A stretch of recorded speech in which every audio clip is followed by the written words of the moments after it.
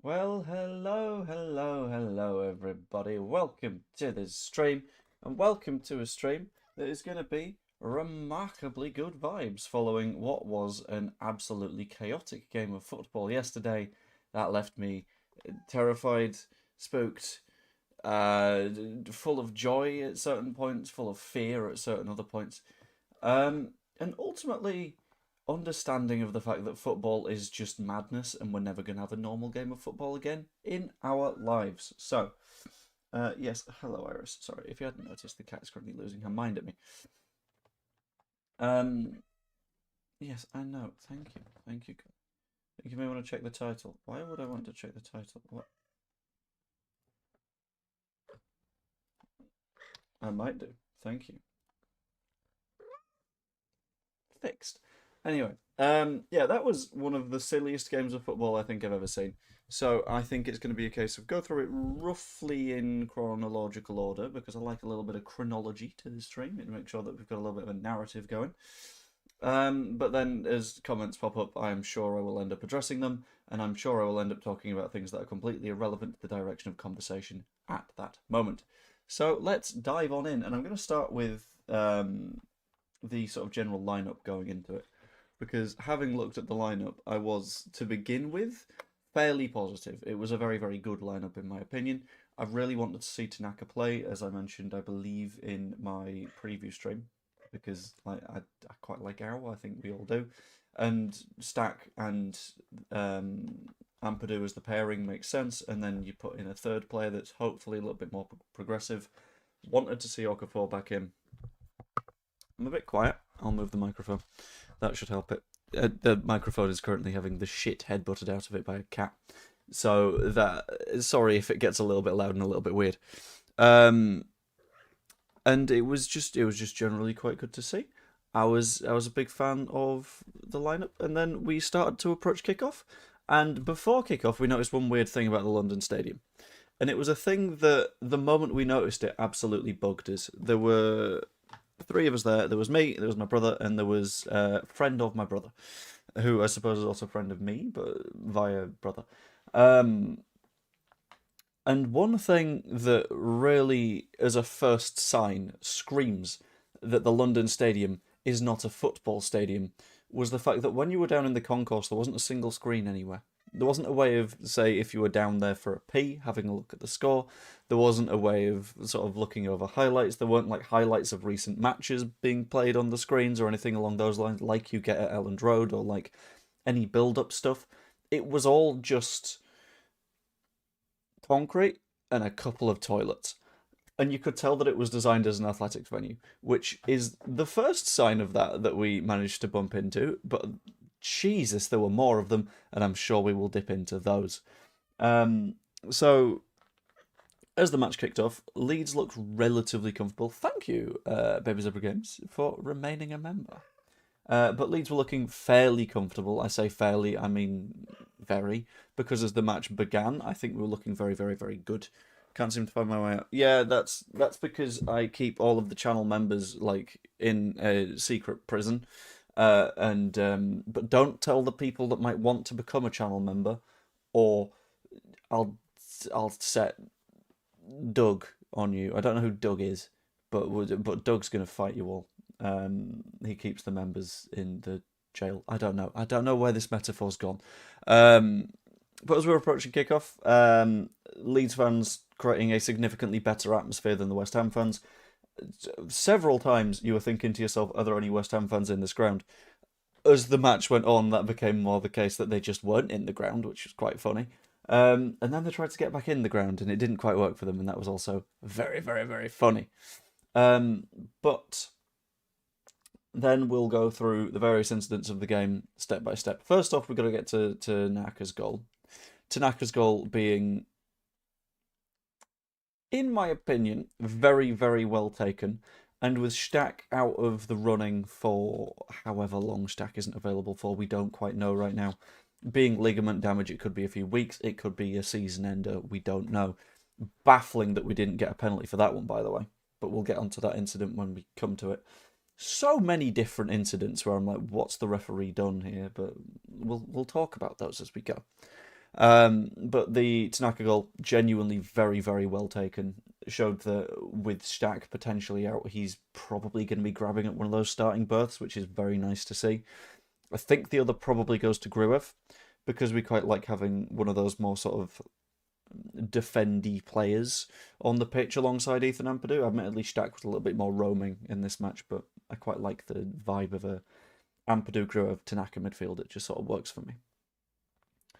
So that was good. And then we get to the potential penalty, the one that wasn't given at the far end of the pitch. And in the ground, basically none of the Leeds fans were saying, well, why is that not a penalty? Because it's at the opposite side of the pitch.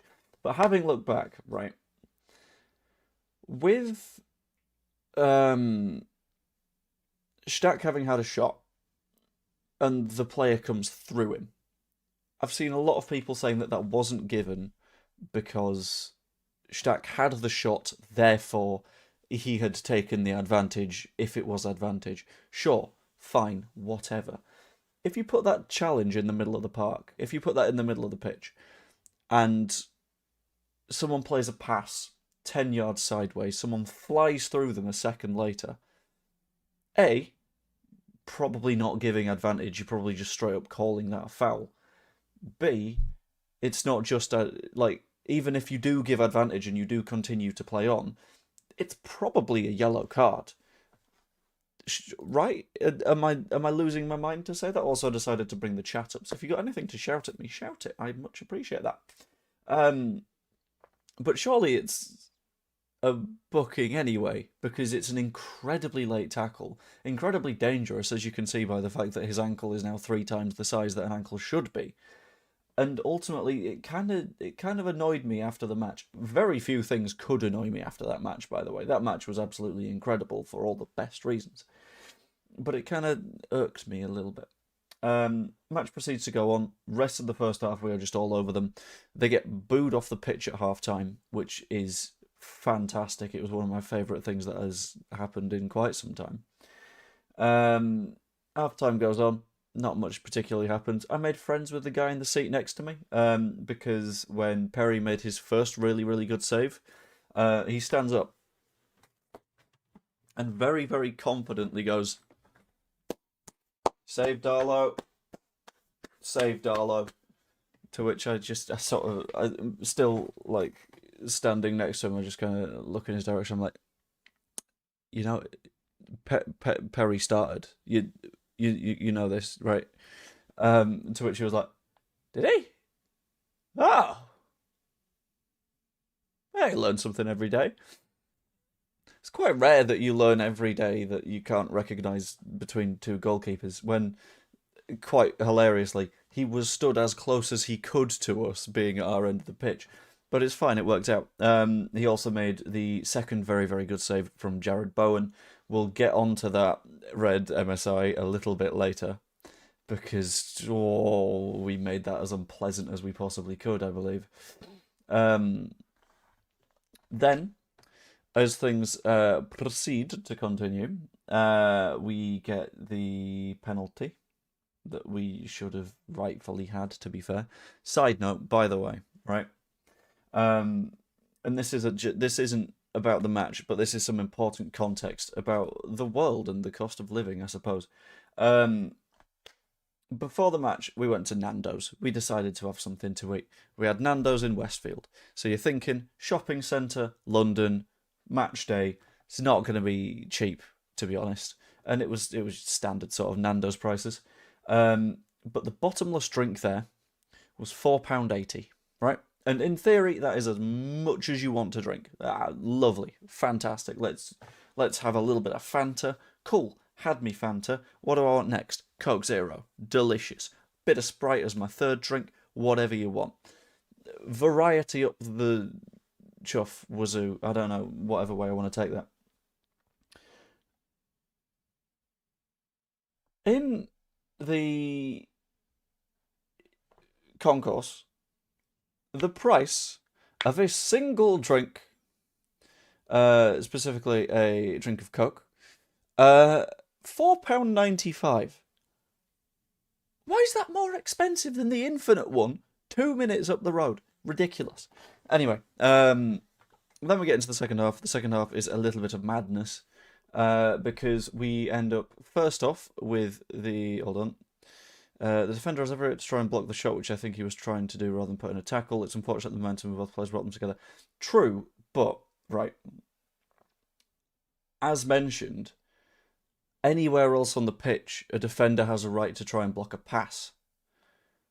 Which, if in that instance, your attempt to block a pass takes you through the man, brings him to the ground, injures him, which this pissed me off as well. The fact that we had 3 different players come off injured. I don't know what West Ham were trying to do. Maybe it was to try and knock us out of the relegation survival race. But they were brutal for a lot of the match, and I did not enjoy it, to be completely honest with you. But that's a free kick anywhere else on the pitch. And I understand the idea that like maybe he was trying to block a shot, but at the same time, being careless and committing a foul is still committing a foul. It doesn't have to be intentional to be a foul, you know? Where were we? Back in the second half. Yes, the Aronson one was arguably a little bit similar. It was another case of defender throws themselves in at a player that is coming in from Leeds United, completely misses the ball, brings him to ground, penalty, stonewall. Everyone in the ground can see that it's a stonewall penalty except the referee, which is a trend that we tend to notice when we're Leeds United fans. But it's fine, it got given in the end, that's okay. Calvert-Lewin slots it home very nicely, it's 2-0, and the West Ham fans start flooding out of the ground. Absolutely wonderful. In this match so far, Tanaka has been absolutely wonderful. He gets taken off in the next raft of subs, but that's fine. Rodon was genuinely brilliant. Okafor was a revelation. It was very, very good to see him back in the team. Everyone's sort of chugging along really, really nicely. We're in like the 70-something minute. Nonto does a very nice little flick on. Just about misses his little flick towards the far post. Again, bit of a shame. That being 3-0 would have been hilarious. Bornau has a go. Bangs it from range. Doesn't quite go in. Again, a little bit of a shame. But we keep on pushing and we keep on causing them problems. And the referee's board goes up and it says 11 minutes. I have questions as to whether these 11 minutes have come from anywhere or if they've come out of fiction. Because in terms of injuries, there was very little by this point, and we've made a few subs, fine. But like the VAR check as well was just a case of, what's that? VAR, let's run over. Take about 30 seconds. Yeah, it's a penalty, innit? Runs away. That's not such a long time. So I don't know how 8 minutes happens, but either way, 8 minutes, everyone in the Leeds end is like, we're probably going to be okay because we're 2-0 up. 3 minutes later, goal. 2-1.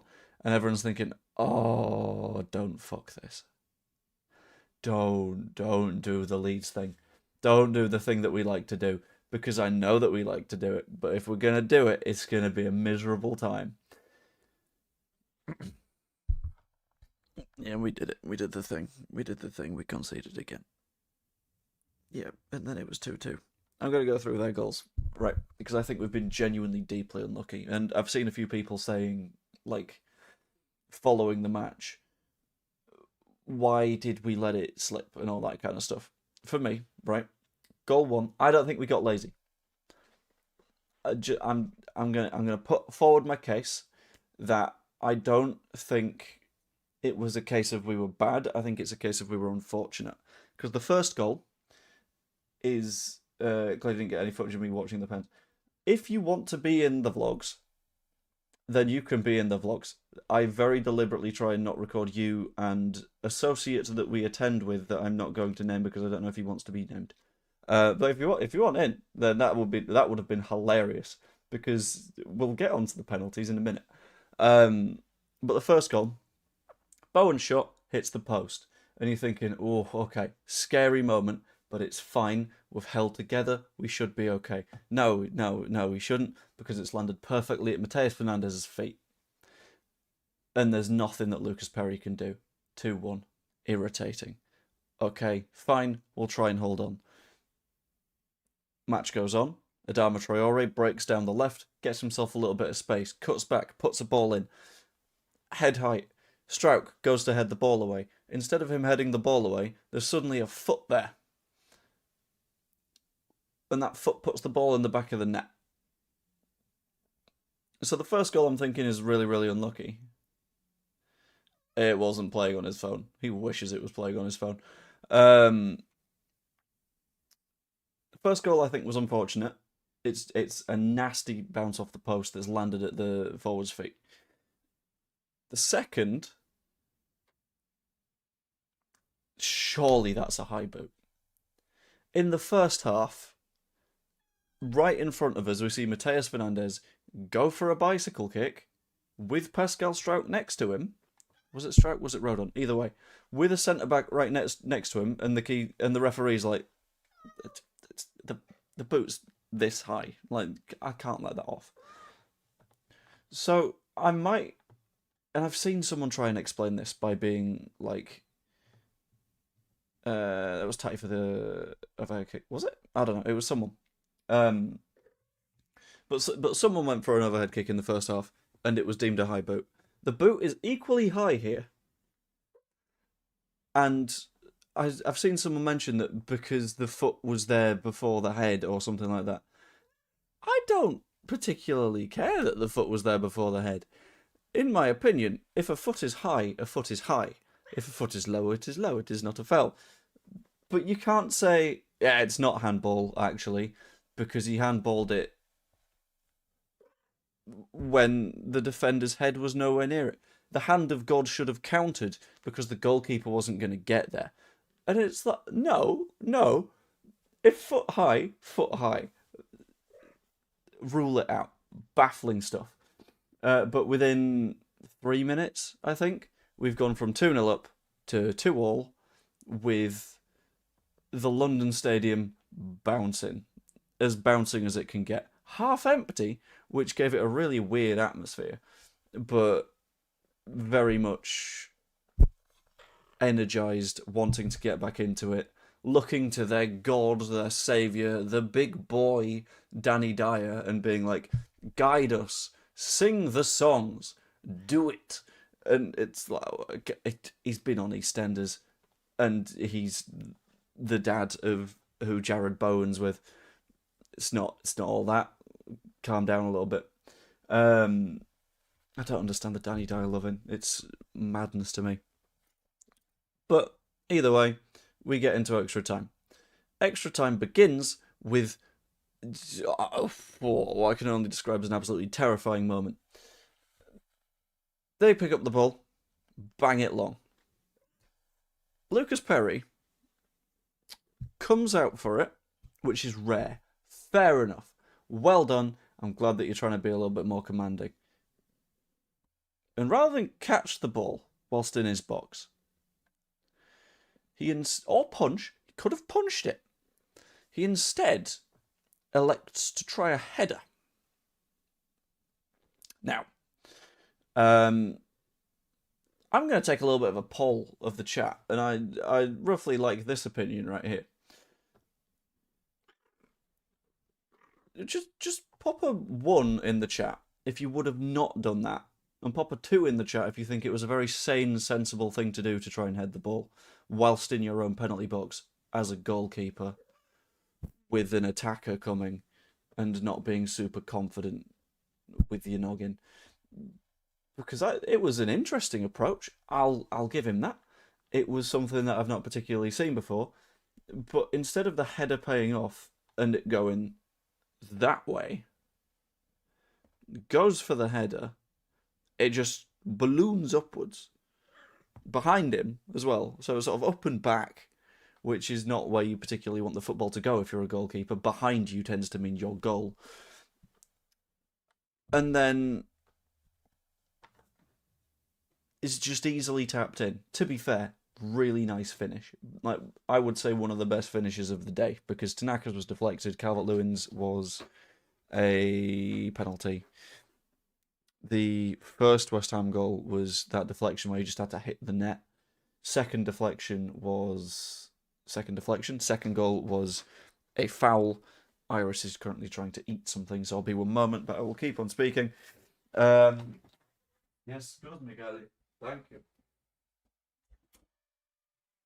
Where was I? I've forgotten where my words were. I will have to find them again.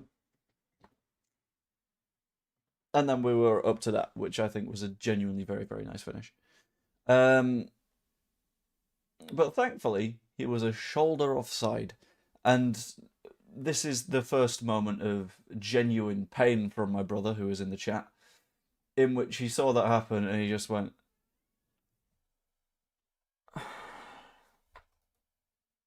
and sat like this for a bit. And then the goal gets disallowed. And he doesn't respond to the disallowed goal with like the sheer joy that a lot of people would. Instead, he kind of goes, because whilst we're not losing, it's hard to feel like we're winning in that situation. But extra time goes on. Nonto and I believe half of the side deeply unlucky about 2 minutes later to not score a goal themselves. I think it was cleared off the line by Thomas Souček, which was again ridiculous. Then extra time rolls on and on and on and on, and neither team is really sort of grabbing it. Neither team is properly having a brilliant chance, which I think kind of suited us because we weren't in a position to make good opportunities at this stage. Hold on, I'm just going to quickly read through the opinions on the Perry thing too, because if you tried and caught, he would have been sent off handball. Punch it! I'm not saying catch, I'm just saying bang!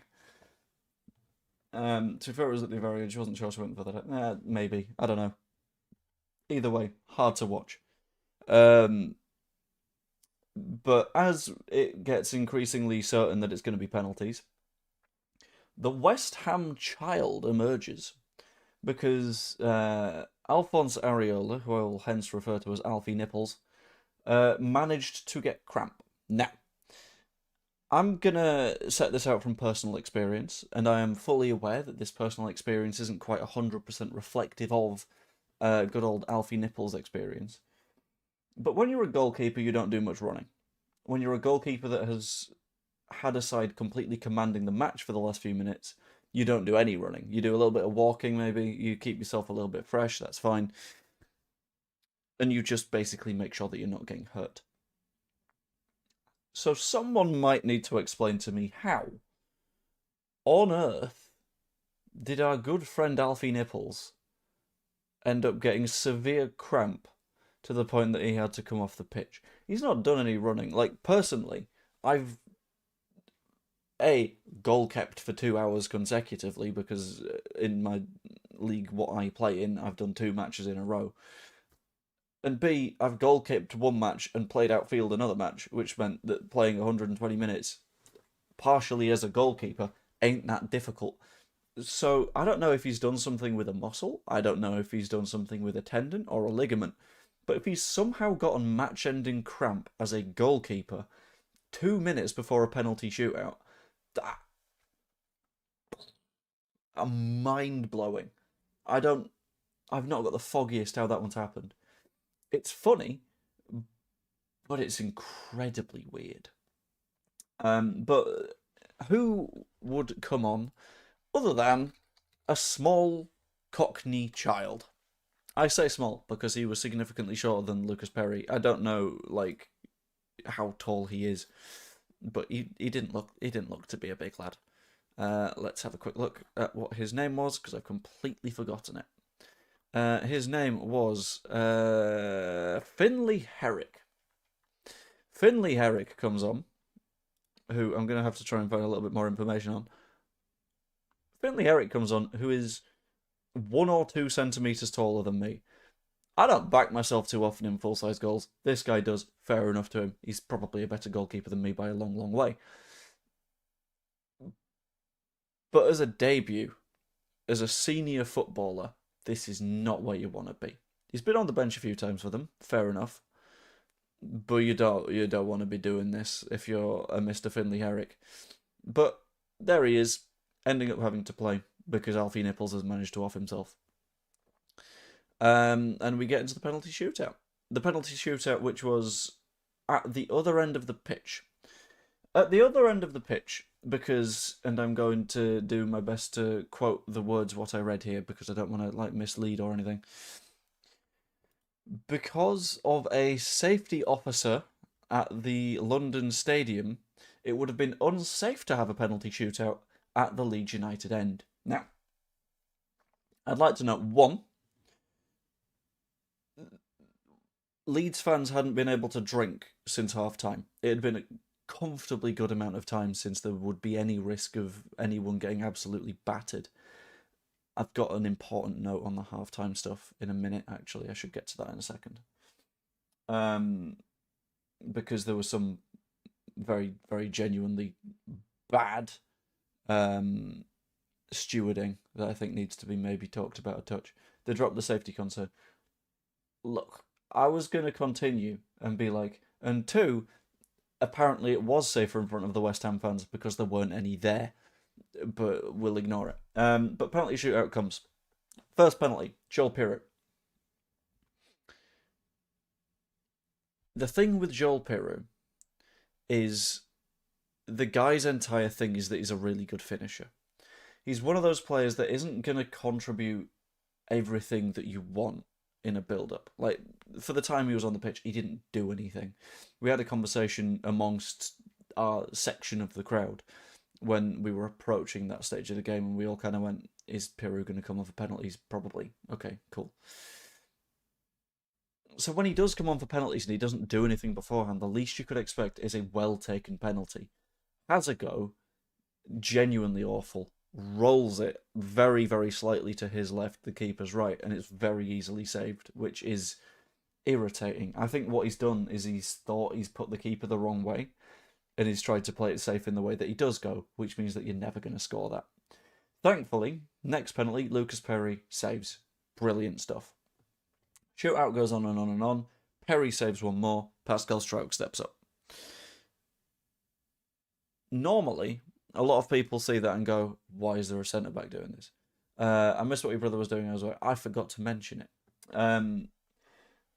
Throughout the shootout, he watched the first one. He watched the Pirro penalty, and he saw that it was awful. And then he basically went, "I'm not watching anymore." And he had a hat on. Hold on. Where's my hat gone? I was going to wear my hat. As an example.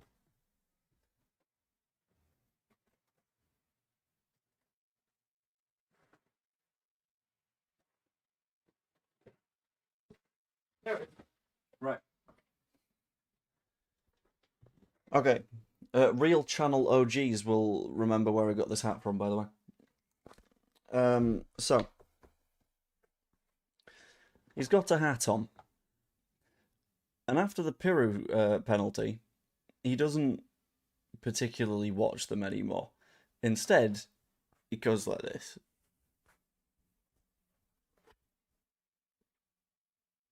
And apparently, before the Leeds penalties were taken, he just kind of went when he saw what happened. But for all the West Ham penalties, I don't think he came out. I think he was just permanently like, no, I don't want to see this. And honestly, fair enough. I understand that. But I managed to watch them all. I did do a vlog. I didn't vlog all of the penalties because I kind of wanted to be in the moment a little bit. I vlogged maybe the first two, and the reaction to the final one. But it was a stressy time. But Struijk steps up, final penalty, slots it home beautifully. Leeds United through to the semi-finals of the FA Cup at Wembley, where I believe I will be able to be, which will be absolutely wonderful, and hopefully we have a better time at Wembley than we did last time. Only ones I actually didn't see were Bowen's, Souček, and the last one. You didn't see Bowen's? What, you didn't see Struijk's? Fair enough. I can't wait for the Wembley penalty shootout now. But just before I sort of wrap up, because I am not going to go for a super long time right now, I would like to cover a little bit of like crowd control concern, because as mentioned, they did previously have whatever the concern was around the penalty thing, which clearly means that they were a little bit spooked. Their last one, okay. Which means that they were clearly a little bit spooked and being like, oh, but what if the Leeds fans have a little bit of passion and all this kind of stuff? So, coming out of half-time, a Leeds fan is arrested, taken away. I don't know what he was doing. Let's be honest, probably deserved it, because that's going to happen a lot of the time. Football fans, lots of alcohol. You know how these things go. In an individual case, I understand where stewards are coming from the majority of the time. However, the lower deck of the West Ham Stadium, because the way it works is you got lower deck, you got an upper deck, and they've got one concourse. So to get to the lower deck, you go down. To get to the upper deck, you go up some stairs. And to get onto the lower deck, there are... Let's have a quick little sketch if I can find my pen. If I can't, this is going to be incredibly awkward. I'll have to find another way of doing it. I can't find my pen. Right, okay. Let's go to Canva and I'll show it off. Because this, I think, is a quite important thing that will be massively overlooked from the match, but is quite significant, I think, in that it's a thing that just should not happen. I did get a picture of it. I've not sent the picture to myself or anything along those lines because I've been daft and I've not prepared fully. But if I just search for shape. Right. Let's say that 102. Right. This is the lower bit of the crowd, right? And I'm going to make it black. So this is the lower stand. And I'm going to make the text real big and let's make it like 90. I don't know. Yeah, there we go. Right, lower stand. And instead of having lots and lots of ways to get to it, they instead have multiple bridges. Which, fine, okay, maybe you think that works. But they've not got many. It tends to be a case of, because these are thin, one bridge here, one bridge on this side,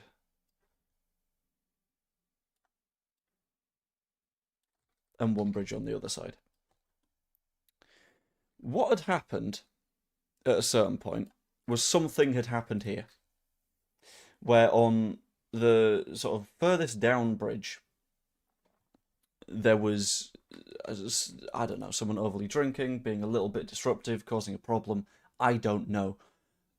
But this is immediately after half-time, which means that there is an absolute flood of people, understandably, trying to get back to their seats. So everyone is trying to make their way up here to try and get to the ground, to try and see what's going on. Hundreds of people are walking up this bridge. And what happens instead of them being able to do so is an absolute flood of stewards run down and just block it off. About here. And occasionally a person will sneak through, or someone will walk by, or something along those lines. But what you end up getting, as people try to get to their seats, as people do their best to watch the football match that they paid to get to, is a wall of more and more stewards, because they're like, there's more and more people, and gradually this bridge gets incredibly full. Gets dangerously full. To the point that it is a problem. I'm gonna try and hold on. I'm gonna get that picture for myself just to sort of show what it was looking like. And as it goes on, everyone around us is like, this isn't good. And for an idea of how long it's gone on since roughly half-time to a bit after Rodon is injured, which is a long time for this to be happening. And let's just quickly grab it. And it means that you end up with a situation that looks like this, where you have so many people rammed up against each other with wall of stewards here, wall of stewards here, another wall of stewards here. You can see, basically, everyone here is in a vest. And no one can get through, and everyone is at the back is pushing because they don't know what's going on, and there is no communication at all. And it is a genuinely very, very, very dangerous situation to be in. And it just sort of made me think, I thought we were beyond this as football ground management went.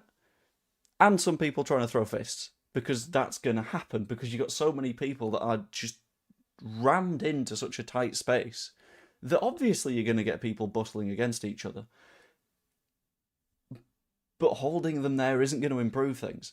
And I thought that football had had enough tragedies to go, let's not confine hundreds of people to a very, very limited space. I genuinely thought we were a little bit beyond that, but it's looking like that isn't the case. And I don't know why this happened, but I kind of hope that West Ham have the awareness to have a look at it and go, that's not good enough. Because it genuinely seemed properly dangerous. Like, sure, a couple of drunken yobs in there causing problems. Fully aware of that. The way to respond to that is surely get them out of the way and allow the continued flow of people. As opposed to, oh, okay, we'll build a wall here and hope that they don't keep fighting. That you're just making the situation more dangerous. I don't understand where that's coming from. But anyway, that was the added bit. But Joe London Stadium's a modern stadium built for the 2012 Olympic Games. Yeah, it might be. But that is potentially a point, that it's not going to be a space that they're used to having to steward in that manner. Weird thing is, it was the home section only with only 2 entrances. Yeah, I imagine it's not a section that they need to be aware of stewarding hard very often, which means that it's going to be a section where they're sort of like, oh, we don't quite know how to deal with this. I suppose we just sort of hold them on the bridge, which is profoundly stupid. But it's, whether or not they learn from that, I don't know. We'll kind of see, but I just wanted to sort of flag it as a very dangerous thing that happened and didn't need to, and it sort of spooks me a little bit. But anyway, yeah, if anyone's got any more notes to make, just in what we're talking about. We are talking about the way that West Ham stewarded an incident that occurred at roughly half-time that led to a little bit of a crush of people on the bridge. You can see a small wall of stewards stopping people getting through immediately after half-time, so everyone's trying to get up this bridge. Big crush of people, not good, do better. It's a bad spot, and I think if things were different, it could have been genuinely dangerous. But I'm going to end the stream shortly. If anyone's got anything they want to add, chuck it in the chat now. That'd be much appreciated. If you haven't, by the way, I massively appreciate you whacking a like on the stream too, because it's just nice, isn't it? It makes me feel good and all that kind of stuff. And subscribe as well, or become a channel member. All of the fun stuff. It's all fun. It's all good. Oh my word, certainly not good. Had no idea what from out. Yeah, it was one of those things that didn't make it to the broadcast, but I felt could probably do with a mention right now, because it was needless and bad, and I don't quite know why that happened. No, what do you mean no? Oh, to the subscribe-y likey thing. Okay, that's fine. Or is it to the things to add? Because if it's to the things to add, then that's also fine. Was Danny Dyer in the ground yesterday? I thought the cameras would have shown him if so. I don't know, was he in the ground? I couldn't quite tell. I think surely he would be for such an important game of football, but I don't remember seeing him. So he can't have been. Do you see Matty from Imagine not being Leeds who was at the stadium doing as well? I didn't. I sent him a message before kickoff, to which he replied at one point, but then he deleted his reply.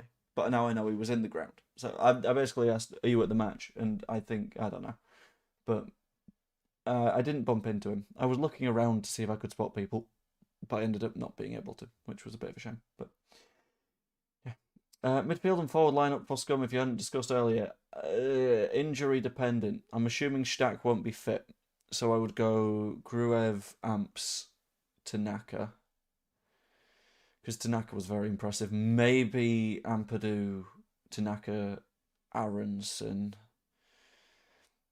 In terms of forwards, I'd stick with Okafor and probably DCL. I think that brings a little bit more dynamism. Mike was with us Sunny Six. Very nice. And then hopefully he is also at Wembley so we can bump into him. That'd be a good time. Assuming I'm able to get tickets to Wembley, because we don't know how they're going to be done yet. I think we also don't know the date of that. It's the 25th or the 26th, but it would be good to know as soon as possible. Longstaff, Ampadu, Tanaka in midfield. I think Gruev has been good enough to earn his spot, to be honest. They showed Dyer more than Bowen. Oh, Bowen's annoying. Do not like Jared Bowen. He's a bit too good. Bugs me. Longstaff seems to be in Farke jail. I wouldn't say Farke jail.